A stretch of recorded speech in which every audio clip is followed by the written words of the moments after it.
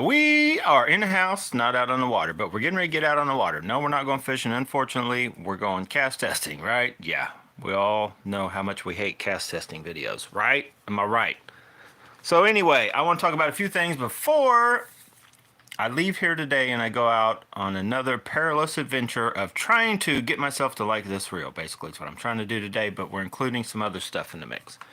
And unfortunately for Charles, he's sick. That's unfortunate. Series of unfortunate events for Charles. He's sick, and I pulled this reel back out of the box because I'm not going down to trade with Charles. And if I end up making myself like this reel enough, Charles, the trade may be off. But anyway, so I brought this dude back out into the mix, the Salamandura, because I liked how well it cast.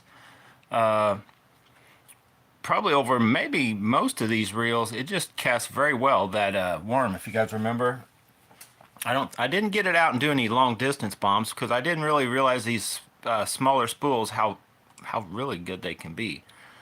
And we did this one, right? So if you don't know what I'm talking about, go back and watch all my other cast testing videos to get to where we're at right now. There's not a ton of them. I have way more videos than a lot of YouTubers that have only been doing it for as long as me, kind of deal, but I don't really have I guess I do nowadays have quite a few cast testing videos, but the majority of mine have to do with out on the water fishing. Back in the day, I was making bonsai trees. So here's what the deal is that I want to talk about in this video. Is I'm trying to do all this stuff, and if you guys, if some of you well know, there's no like. I don't even know what you would call it. Like Brew Tank had mentioned that he thought maybe he's like, did the Real Test bring out the Zillion just because he'd heard you talking about it in his channel? I don't even know if the Real Test watches any of my videos on a regular basis. I have no idea, or anything like that. But there's several people making cast testing videos. There's actually way more Japanese YouTubers, I believe, than probably anywhere else that are doing a lot of different cast testing and different, basically putting up two reels head to head in some kind of circumstance, usually for cast distance. So what you've probably seen is you've seen the several videos. I'm kind of doing distance, but I'm doing it on different baits and just kind of in general on what I'm using. But this is a hard bait to cast, and I was very impressed with how well this one could do it. So then I also thought, what I should also do is explain what I'm looking for, because I'm not necessarily out there, and because if you've probably well witnessed, if one can beat another reel, that doesn't necessarily mean it's staying in my arsenal. I'm not a collector. I'm basically just, I'll shoot them out together, but what my main thing is, and this is what I feel everybody should be looking for, is a reel that is going to suit you the best, and and for the purpose you have intended for, which I'm bad about doing that. I'm bad about taking very smaller, lighter weight reels that aren't really intended for that, and I can do it, but where I maybe should do this now, and a lot of times it's just because of the ergonomics and the comfort of the lighter, smaller reel, even though it wasn't intended for that use. And technically I could be wearing it out way prematurely over what if I would have got a tank of a reel and just used it. But we don't really care. The newest technology every couple years changes nowadays. Nobody nowadays buys something and it's like a family heirloom that gets handed down through generations. That kind of stuff is just not really a deal. There's a ton of you guys out there collecting stuff, even down to the spools. That's what made me bring these out. I knew I advanced somewhat in my, I guess, bait casting use when I went away from having to worry about having bigger sized pill bottles and tracking them down from different family members to hold my spools in pill bottles, right? You guys all remember them days? Walmart pharmacies and different places, just anywhere that the bigger things, so you could put your spool in it, ship them to somebody, or do whatever without them getting destroyed, and you didn't have to have a huge box. You put that in a padded thing and actually it worked. But nowadays, everybody and their brother probably has a bunch of these floating around, right?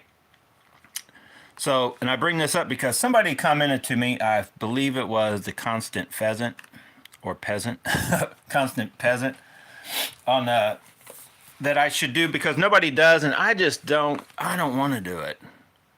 I could do it, but I don't want to just gather up a bunch of spools and start doing spool, like, comparison videos. Man, you know how long that'd take? I mean, I could. I don't really want to. But like just for, and if you guys don't know, and it's my opinion, I've talked about it in several videos, the most common spool, the most made spool, actually I have one, let me pull it out. I have two, I have three, I have five. I don't even know how many I have that will fit in and out of that zillion. So here's one, if you guys remember. This one could be bought off of, it's a BFS, but it is not a very good BFS. A BFS spool was like $13.50 off AliExpress that will fit in a 34 millimeter. I think there may have been a couple years they made them a little different, but basically the almost all Daiwa reels made that had a 34 millimeter spool that wasn't any wider than this one, because I think there for a few years they made a wider some of the reels. The original, I want to say the original, oh shoot, the original Zillions that were T-wings, I believe all those are different. And then some of your SV stuff, you know, anything that some of them were 33 for like the Air T3 Air, and then you had there was some 35 millimeter spools. So anyway, I believe this size, whatever that is, all the dimensions on this spool is the widest, spans the widest part, right? So technically I could get a bunch of different, you know, SV boost spools from Daiwa, even aftermarket, you know, if there's a company that supposedly had something going on, you know, whether it be the ZPI, Avail, or whoever, you know, in theory, and I don't even know. I wish there's two things I would like to know about these spools, right? And here's one other one right here from AliExpress, more expensive one. This one is crazy.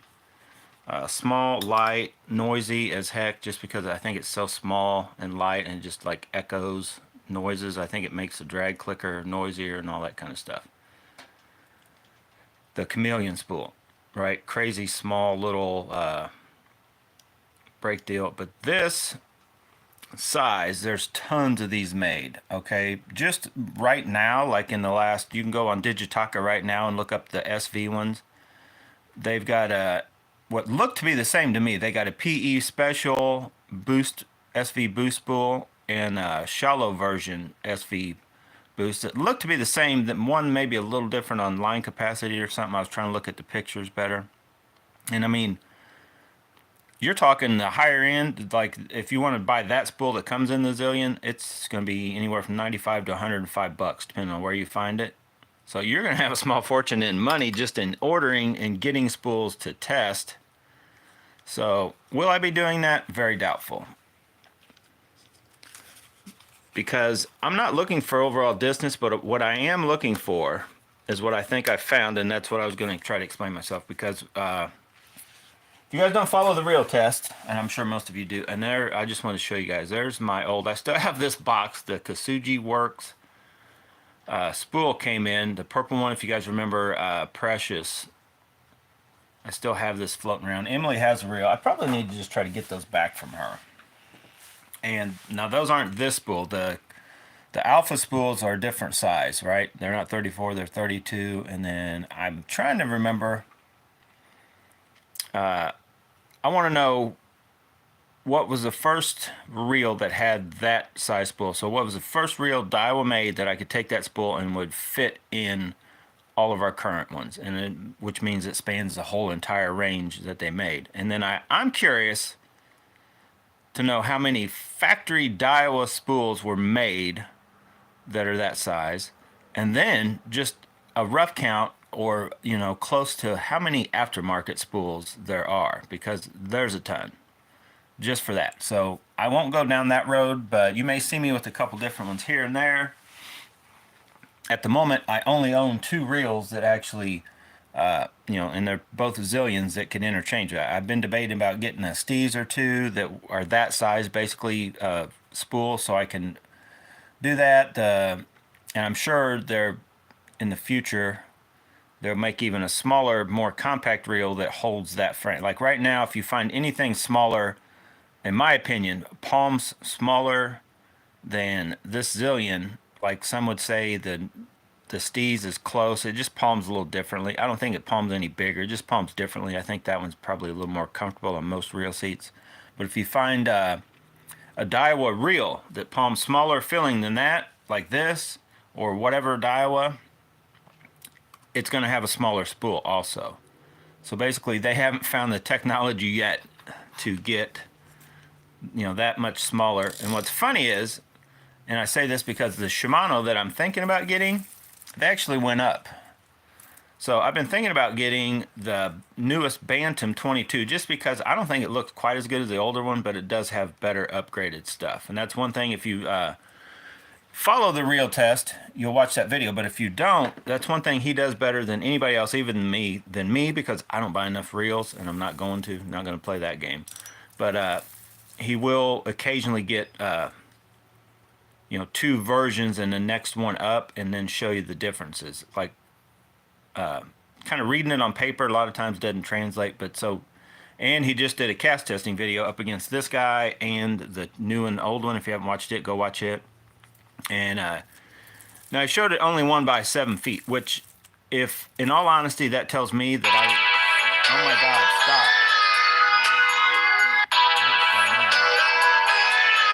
That's the second scam likely call I've had today. Nobody calls anybody anymore on the phones. We text, we message, we just go to their house, right?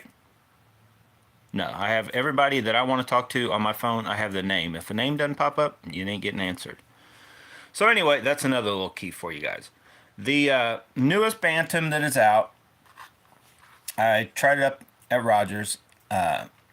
Here's the thing, and why I don't really want to go down that road of the Shimano's in general. If you guys remember right, I think they've goofed up when they changed their worm gear to plastic, and their reels, as what I'm talking about in this video, overall, the spectrum they'll cast from being more versatile spool or reel in general, because typically their spools only fit that reel. You got to go for a higher grade aftermarket to maybe get I don't even know if you, a lot of times, because Shimano does, they make some of the best stuff. Like you go aftermarket, you're actually downgrading. It may be a shallower one or spool to run less line or something else, unless it's their, like Yumea, it's basically their factory spool aftermarket type deal. And with Daiwa also, you're going to be downgrading to a sense. You may be getting it to accomplish a different feat. Like you're taking a regular spool like we did with this, you're buying that chameleon spool to go full on BFS. And yes, it'll perform better there, but it's really the quality. You're downgrading your quality. But with why I like the fact of most of the Daiwa stuff in the mid range, I guess you'd call it mid price, and just their main range is that 34 millimeter spool.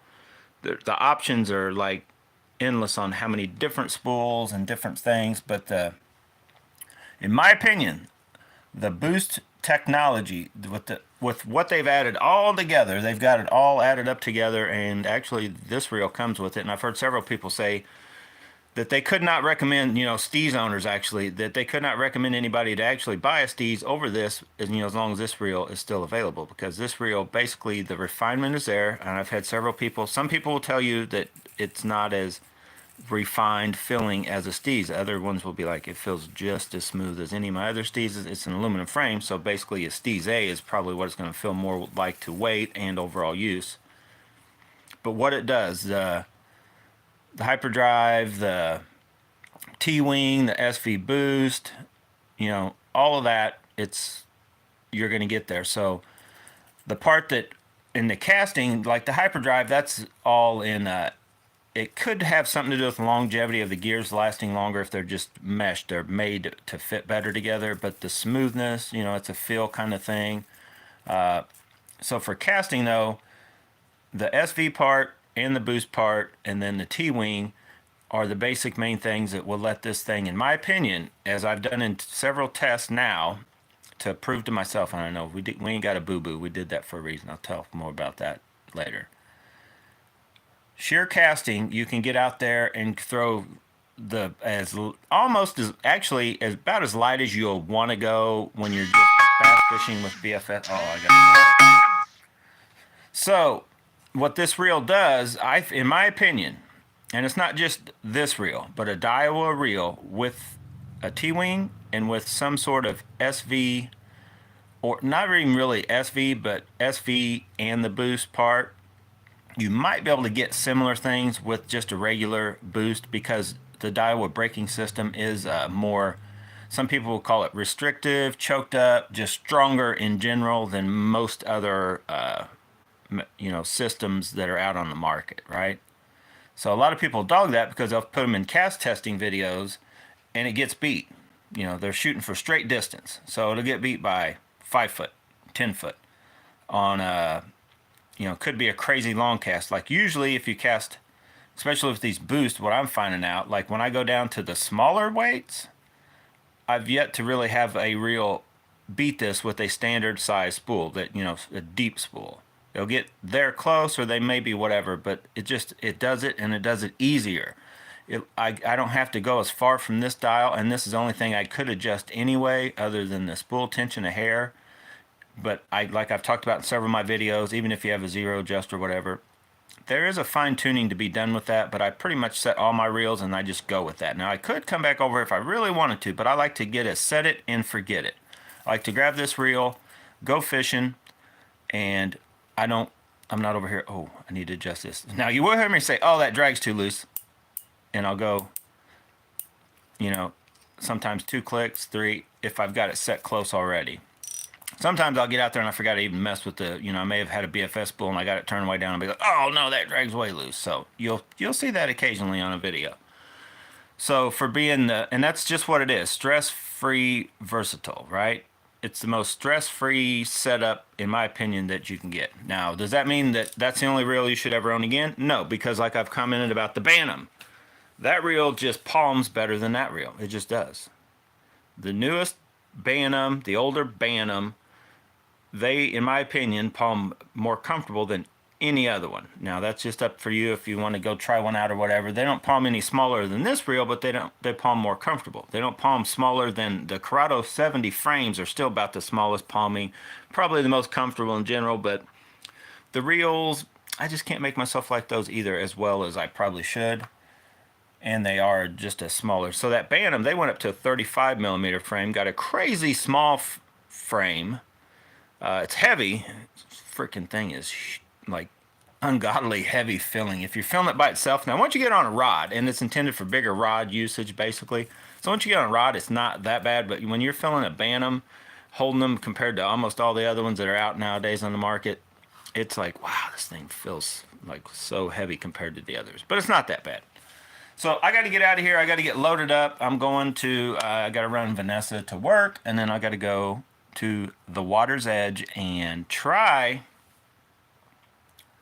to make myself like this reel. So what you'll see me doing, I'm gonna try to do it live. I'm gonna try to do it live. I'm not gonna try to record. I'm gonna try to do it live. You'll see me go live again here today. I'm gonna try to throw different baits, get this thing set before I go live. So I'll basically be using this. It's already rigged up on the rod. I just have the line sitting over here. So I got to go tighten it up. But I'm bringing these 3. Now if I get enough time, I'm gonna do another little shootout. Maybe just between this guy and this guy, but I'm gonna maybe put this guy back out again because a lot of people want to see this dude, right? Again. So as I get out of here, stay tuned for that. I'm gonna get out on the water, throw some different size baits, try to find a setting.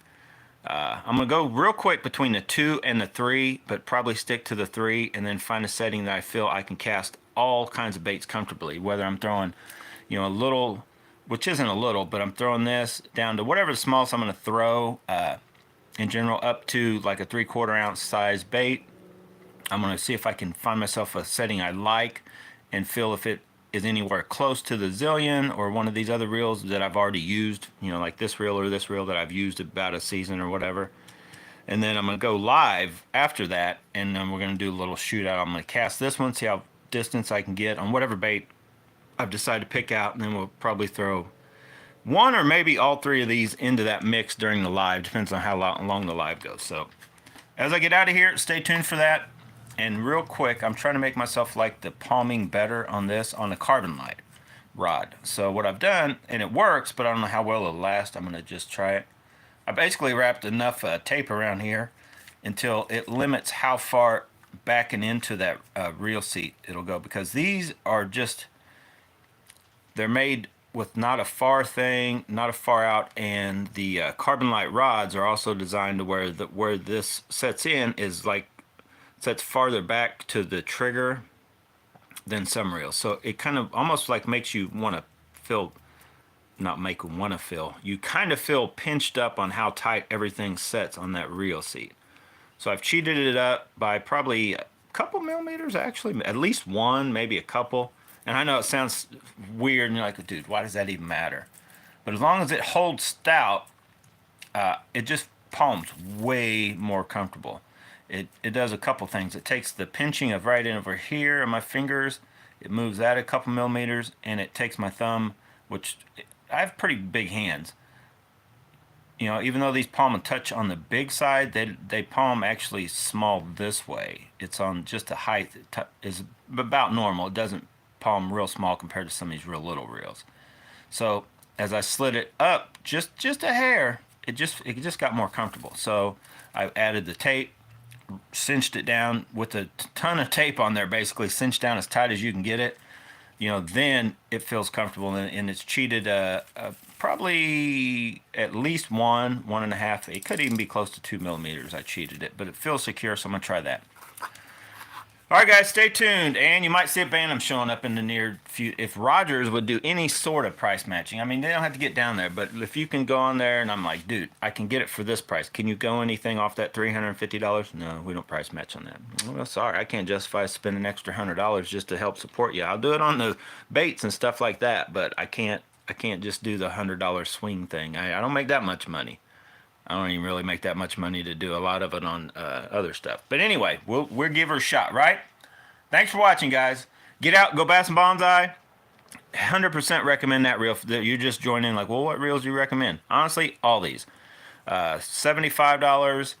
Digitaka, that's AliExpress, 75. Digitaka, you can get that reel for, it fluctuating because I thought you could get it, and I got it pretty cheap. I bought 2 of them, but now I jump on there and they start throwing extra money. Like the yen conversion theirs isn't accurate. It's, I guess the yen's coming up, and so when I click the PayPal, it's jumping money up. I was gonna buy the Steez limited, right? Shallow spool edition. It's 3.9 or 5.3. I wish it was 3.19. It's 5.19. I done all through the stuff. It jumped to 5.49 before I was gonna pay. So it, you know, that's like $30 more. I'm like, where did that extra tax whatever jump in there? It just seemed like you just got to be careful before you do the total pay thing.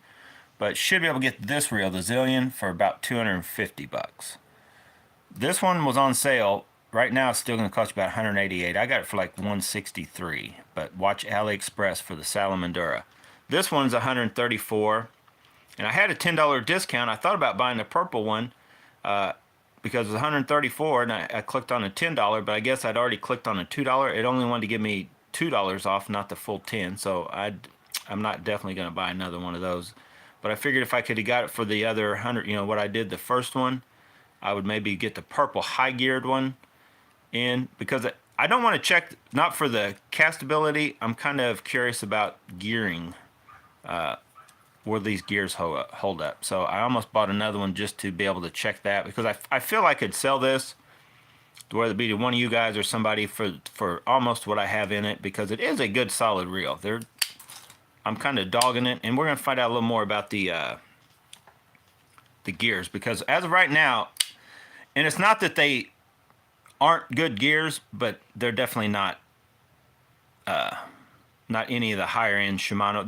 They're probably, in my opinion, they're maybe what these are, and these are aluminum, and these are brass. So they should be quieter, smoother than those aluminum gears.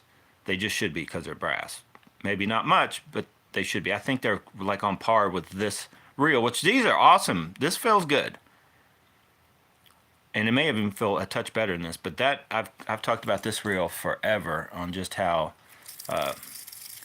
As I've used it, it's only gotten better, and it's like no resistance. It is very, I don't know, it's a very awesome reel. It's not this the hyperdrive, and then just like your high-end Shimano stuff, you just can't touch this on any of these cheaper reels. And even like this reel has it. This Salamandura, as cheap as it is, has a, I'll show you right there, hyperdrive. So awesome smooth casting reel or reeling reel. This one just, it's not there. I'm not saying it's a horrible reel. It's just not what these are. But I kind of was curious on because Jay, he says his is actually feels very good. And maybe it's just me being picky, but you guys could hear that gearing noise, and maybe just because it was dry. And it was, and I've lubed it up. But anyway, stay tuned, guys. A lot more coming. Thanks for watching. Get out, go bass bonsai. I got